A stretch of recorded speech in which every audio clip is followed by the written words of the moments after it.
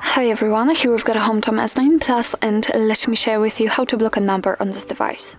So firstly, let's enter the contact list, let's tap on it, and here we have to tap on this three dots icon in the right upper corner. Here we have to enter the blocked numbers, and this is actually our blacklist. Right now it is obviously empty, so let's tap on the number, and here as you can see we are able to enter the number we want to block, so just enter it and tap on block. As you can see, it immediately appears on the blacklist, so it means that from now on you won't receive any incoming calls or text messages from this number.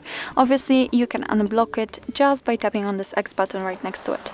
Your device will ask you if you really want to unblock it, so just tap on unblock, and as you can see we've got the info that the number has been unblocked, so it means that from now on you will receive actually everything, all incoming calls and texts. So actually that's all. This is how to block a number in your HOMTOM S9 Plus. Thank you so much for watching. I hope that this video was helpful, and if it was, please hit the subscribe button and leave the thumbs up.